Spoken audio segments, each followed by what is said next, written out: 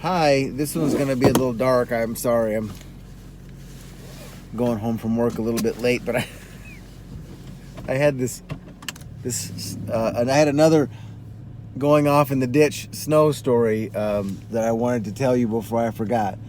So, I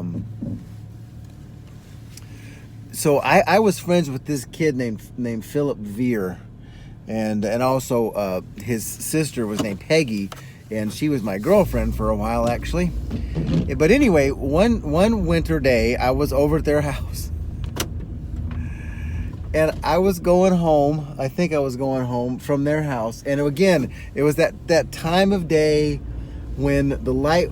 No, that's not true. It was dark, but they had that same sort of driveway where during the winter there was a ditch on each side of the driveway, and in the winter what would happen is that the snow would drift over even with the driveway, and it was very difficult to see where the edge was. And again, any of you who know me realize too that I do have trouble seeing in the dark,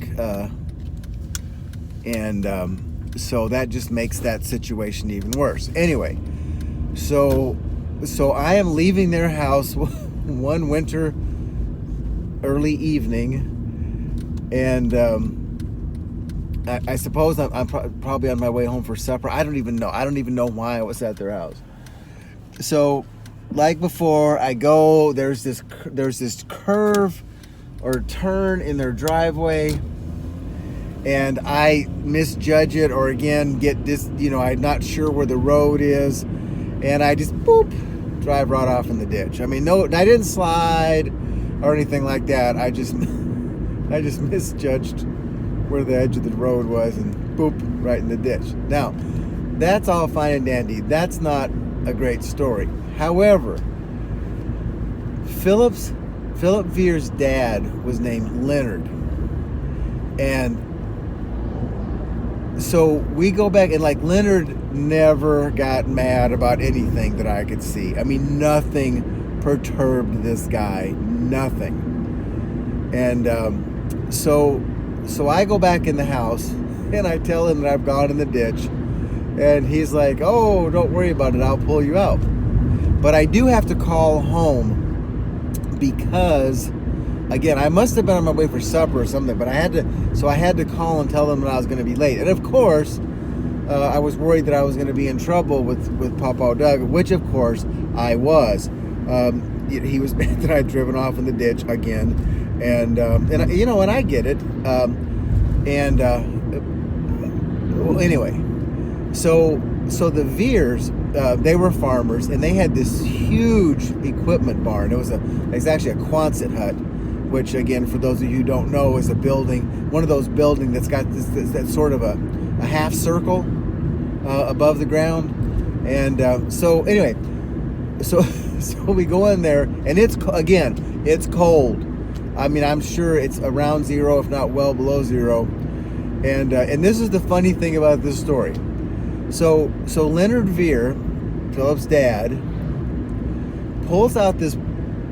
Okay, so even though the tractors are in the building, this building is still cold. It's not heated. So again, it may not be as cold as it is outside, and it may block the wind, but it's still doggone cold in that building. And these were diesel tractors, and as some of you may or may not know, diesels are really difficult to start when it's cold. So Leonard Veer pulls out this propane tank, like the kind you use on a barbecue grill. He pulls out this propane tank, and on it is a hose, and then an end on it that looks like what you would see on a flamethrower. Okay, if you don't know what a flamethrower is, look it up. Google it. Ask the Google.